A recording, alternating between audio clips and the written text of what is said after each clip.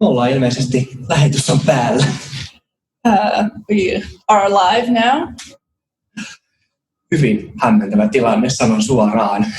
Just gonna say it straightforward, it's a very confusing situation. Minä olen tosiaan Eetu Sopanen, tämän illan päivän riippumista tätä katsot, niin koomikko. This is Eetu Sopanen, the evening's comedian. Ja tässä on tosiaan Hanan tulkki. And this is Hanan, the translator. Kyllä. Hyvin erilaisessa maailmassa eletään kuin muutama kuukausi sitten, kuten huomaa. As you may notice, we're living in a very different world than a few months ago. Meillä on alkuvuodesta upeita keikkoja, areena täynnä. Nyt mä oon pienessä kellarissa kameran edessä ilman yleisöä. So before I was playing live shows full of thousands of people, but now as you can see, I'm in a basement with zero audience. Kyllä, tuhansia. Tämän oikein. Absolutely thousands. Ja mä tiedän, että tästä keväästä on puhuttu ehkä vähän liikaakin, mutta pakko siitä on silti puhua. Everyone is probably tired of talking about the events of the spring, but it has to be acknowledged. Musta meillä jokaisella oli vähän omat tavat selvitä tästä keväästä ja tästä karanteenista ja kaikesta tästä. Everyone had their own way of dealing with the spring and quarantine. Yeah. Mä lakkasin käyttämästä alushousuja. I stopped using underpants. Mä en tiedä miksi. Not sure why. Kukaan ei sanonut, että niin kannattaa tehdä, kukaan ei käskenyt, että niin tehdään. No one told me I shouldn't do this, no one said I should do this, but so it is. Niin, jostain syystä heti kun käskettiin, että ei saa ulos mennä, niin minä olin sitten, että minä en myöskään pue mitään päälleni. As soon as they said you're not going outside, I also decided I would no longer wear anything at all. Hämmentävää, miten lähellä ihminen on eläintä loppujen lopuksi. It's a bit shocking how close at the end of the day a person is to an animal. Joo, on hyvin hämmentävä hetki, koska on tottunut tekemään yleisöä, nyt siinä on vain tyhjä kamera, joka tuijottaa sen sijaan, että siinä olisi yleisön tyhjä katse, joka tuijottaa. I'm accustomed to the blank stares of the audience, but now it's just the blank stare of the camera. Tässä vaiheessa yleensä mä kysyisin, että onko täällä pariskuntia tai yhtä kliseistä, mutta kun ei ole. At this point in the show, I would ask, are there any couples in the audience? But again, not really an option. Jos siellä on pariskunta jonkun tietokoneruudun takana tätä katsomassa, niin voitte katsoa toiseen ja olla silleen, että hyvä me. If there are any couples out there in the audience at this point, you could take a moment to look at each other and say, yeah, us. Mä olen itse sinkku, koska mä en ole hyvä parisuhteessa. I myself am single. I don't do well in a relationship. Siis mua aina ahdistaa se, parisuhteet voi päättyä vain kahdella eri tavalla. A relationship can only end in one of two ways. Joko sä jätät sen toisen henkilön, Either you leave the other person, tai se toinen henkilö jättää sinut. or they leave you.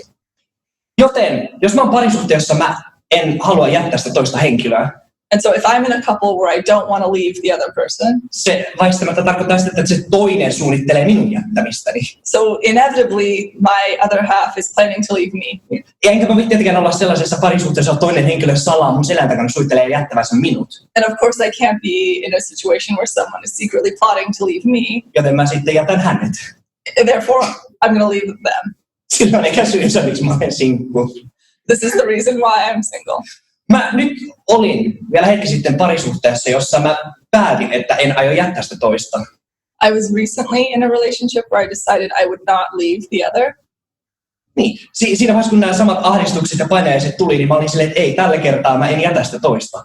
At the same time as all these anxieties and pressures came upon me, I decided no, I will not leave them.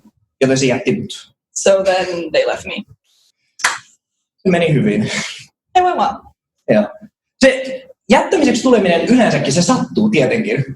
Being broken up with hurts, of course. Mutta täytyy sanoa, että siitä tulee aivan uusi kerros, kun se tapahtuu karanteenin aikana. But there's a whole another level when it happens during quarantine. Toisella henkilöllä on kaksi vaihtoehtoa, joko viettää sun kanssa aikaa tai olla täysin yksin. Your potential partner has the option to either spend a lot of time with you or be completely alone. Niin, joten toinen sitten päätti, että hän on mieluummin täysin yksin. So my other half decided they would rather be completely alone. Siinä on jotain todella mukavaa, kun toinen toteaa, että hän mieluummin tuijottaa seinää kuin sinua. There's something amusing about another person deciding they'd rather stare at the wall than look at you. Kun ei ole mitään yleisön reaktiota, mä en tiedä, onko tämä vaan todella surullista. Because there's no audience, there's no way of knowing if this is just a very sad story. Ajatelkaa tämä hyvin outona terapiana. Just think of this as a very strange kind of therapy. Että olette tahtomattomia terapeutteja. And you guys are unwilling therapists. Yeah. Siis parisuhteet, en ole hyvä niissä. Couple things I'm not very good at them. Yleisesti ottaen sosiaaliset tilanteet mä en ole hyvä niissä. Social situations in general, I am not good at. Mä onnistun aina jotenkin valitsemaan väärät sanat. Mä olen huono, mitä tulee sanoihin. I always manage to pick the very worst words. Minkä takia mä teen komediaa ja puhun. Why do I do comedy and why do I speak? Niin. Mun ensimmäinen parisuhde, mä olin 16, aloitin sen täydellisesti. My very first relationship, I was 16 years old and I started it perfectly. Se oli tämä tilanne, kun kumpikin tykkää toisesta ja se on todella selvä, että kumpikin tykkää toisesta, mutta kukaan ei uskalla tehdä sitä aloitetta ja jokainen siinä vierellä silleen, nyt saatana. It was one of those situations where we both knew that we really liked each other, but everyone was too scared to say anything. It was just like, God damn it. Juurikin näin. No sit vihdoin tämä toinen henkilö erään koulupäivän jälkeen tulee mun luo ja toteaa, että hei, mä tykkään susta. So one day after school, this person came up to me and they told me, I like you. Ja kun kultatarjottimella se tilaisuus tuodaan, mun ei tarvitse tehdä mitään. It was like upon a silver platter. I didn't even have to do anything.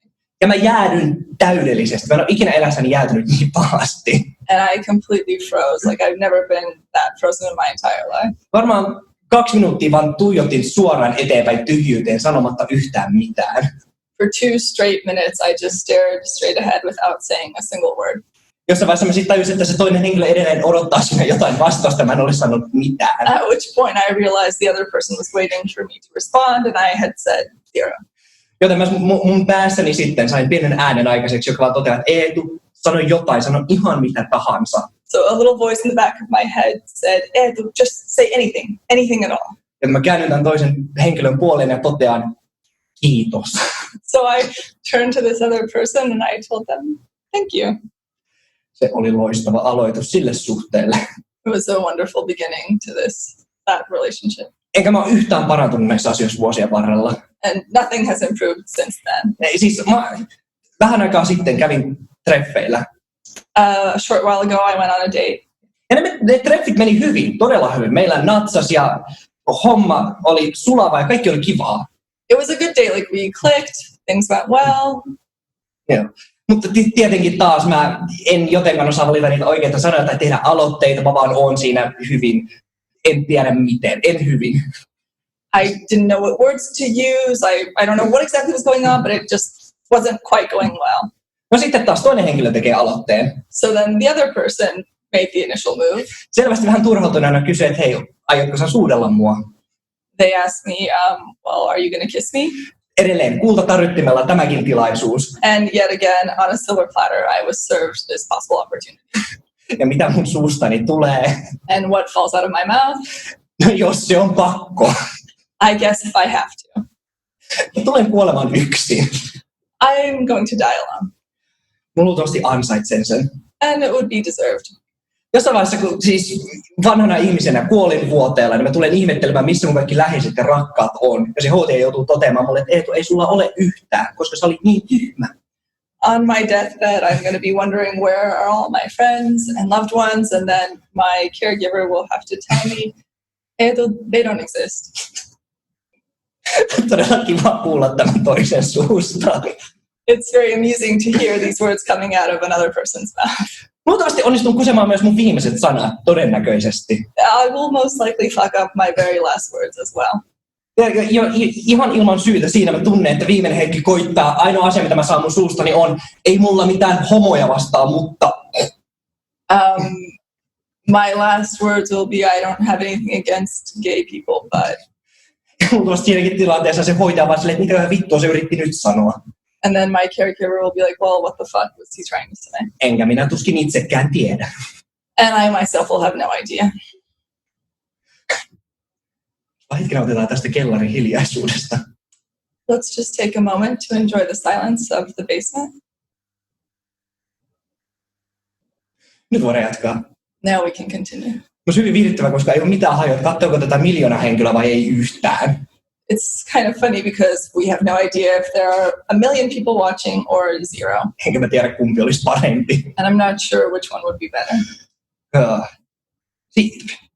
Sosiaalisesta tilanteesta, niiden hankaluuksista jatketaan vielä. So we will now return to the difficulties of social engagements. Tiedätkö sen tilanteen, kun sä tapaat jonkun tutun henkilön, vaikka kadulla tulee vastaan, mutta sä et muista, mistä se on tuttu? You know, when you're walking down the street and you see a face that's familiar, but you're not quite sure how you know this person. Niin. Ja sitten se toinen henkilö on silleen, hei Eetu, kiva nähdä, ja sä oot silleen, moi, sinä. And then the other person is like, hey Eetu, so nice to meet you. And you're just like, hey you.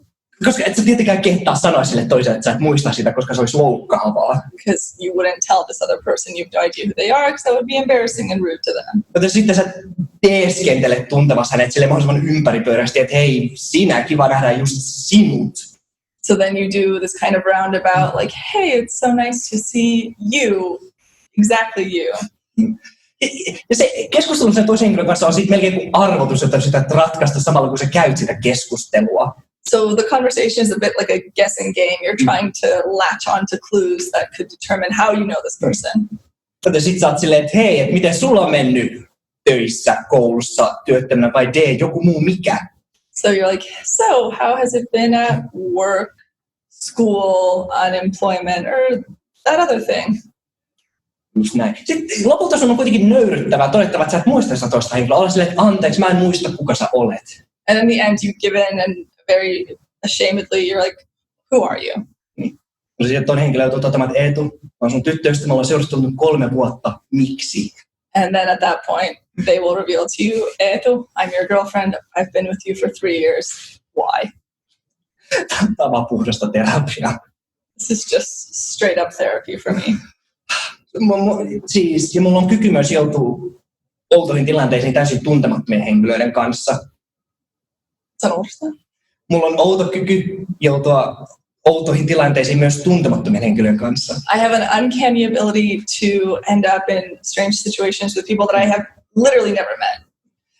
Tiedätkö sen tilanteen, kun sä kävelet kadulla, täysin zombina, sä et ajattele mitään, sä tuijotat tyhjyyteen, vaan kävelet.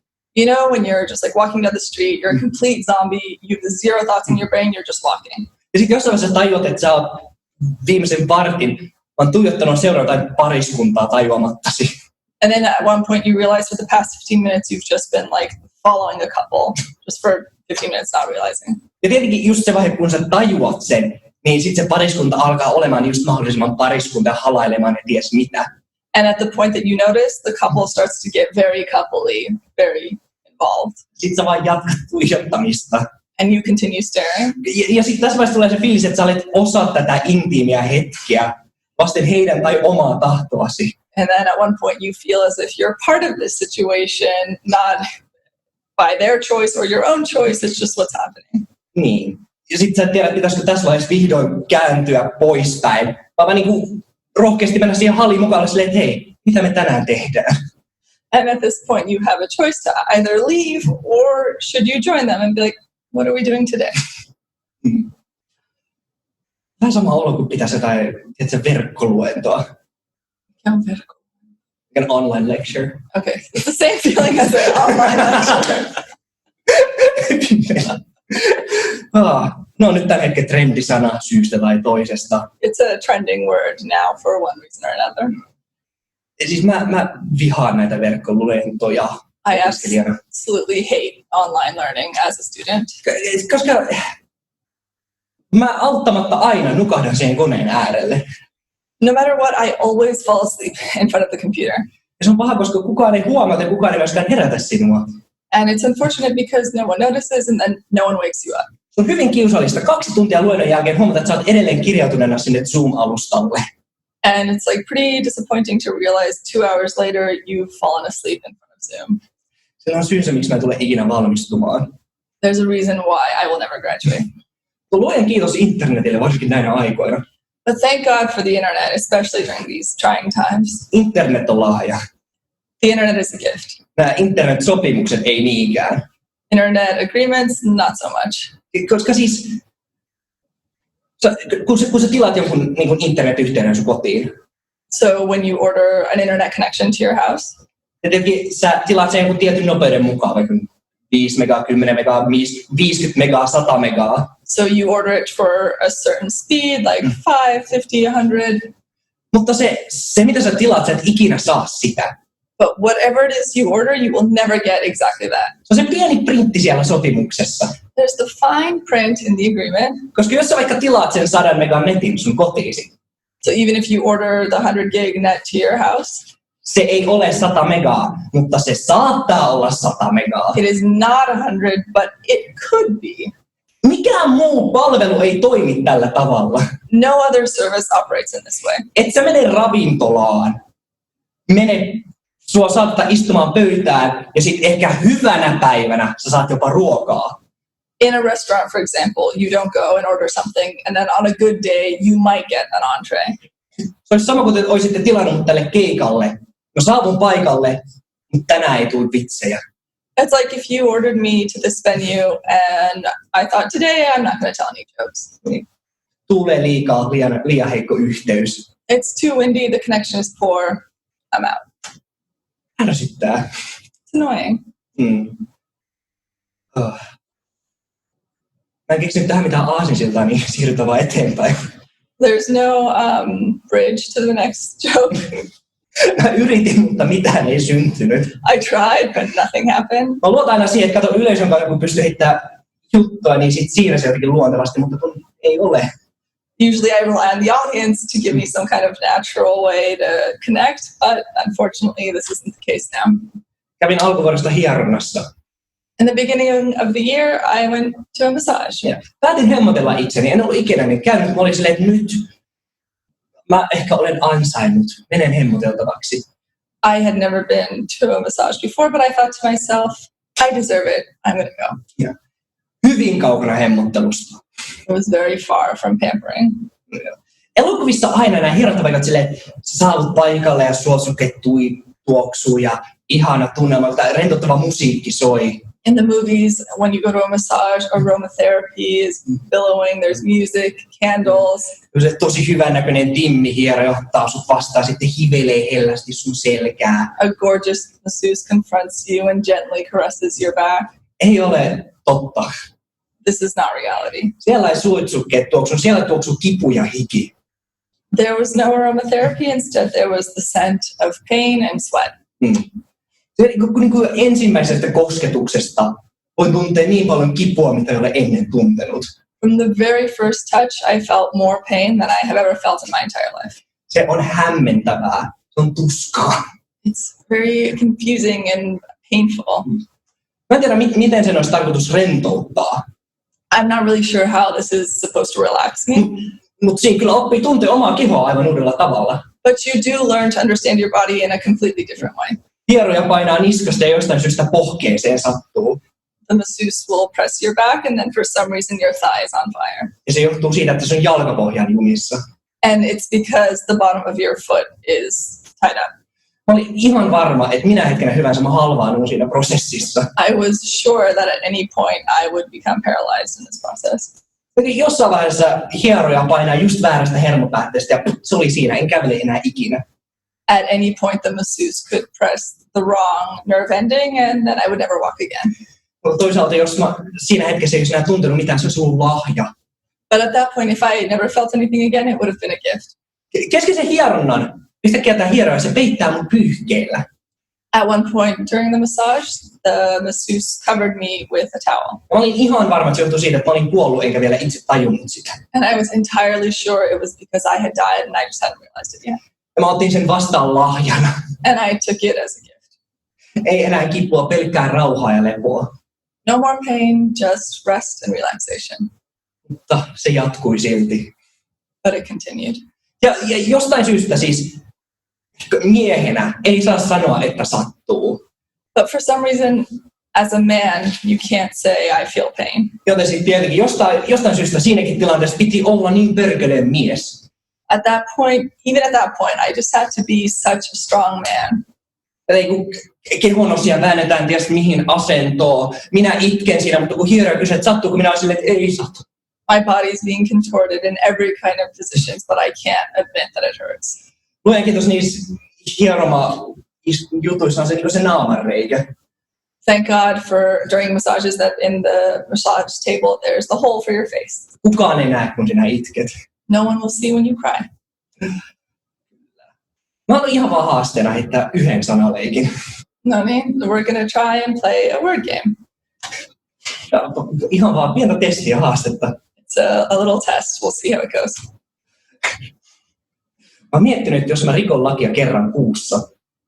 I was thinking if I break the law once a month. Lasketaanko sitä täällä maassa? Will we count it here in this country? Tämä on hauskempi noin. Okay. It's better that way, trust me. Sorry, what? Kauan tätä on vielä jäljellä. Se on hyvä, kun tässä ei ole mitään kelloa. En mä tiedä, kauan me ollaan ollut tässä. En minäkään. I mean, he's like, I don't know how long we've been going for. We don't have a clock, so. Saattaa olla, että on 5 minuuttia, saattaa olla, että me ollaan ollut tässä puoli tuntia. It's possible we've been here for 5 minutes or half an hour. Luotaan siihen, että oliko tämä 2 minuuttia jäljellä vai että me ollaan oltu tässä 2 minuuttia? The question is, have we been here for 2 minutes or are there left 2 minutes? We've been here for 20 minutes, I think is the answer. Ajantaju katosi täysin. My sense of time has completely evaporated. Ja nyt, koska me jäätiin tähän rullaamaan, niin mun katosi viimeinen juttu täysin päästä. And now we're in the cycle, so the last joke has completely disappeared. Tämä sanaleikki kääntyy. Now we will try and switch this word game. Plus me palataan takaisin parisuhteisiin, joten tässä on tullut täysin ympyrä. And we will return to relationship issues. Kyllä. Yes. Koska mun ystävä kertoi mulle, että mä en voi olla yhdessä sellaisen ihmisen kanssa, joka yrittää muuttaa mua. My friend told me I cannot be in a relationship with someone who wants to change me. Joten mä jätin mun personal trainerin. So I left my personal trainer. Minä olin Eetu Sopanen. I am Eetu Sopanen. And I am Hanan Mahbouba. Kiitos teille, ketkä ikinä siellä katsoikaan. Thank you to the audience, whoever is out there. Poistutaanko me vai jäädäänkö me tähän? Should we stay or should we leave? Shall we? Awkward. Now we're waving in Finnish and English.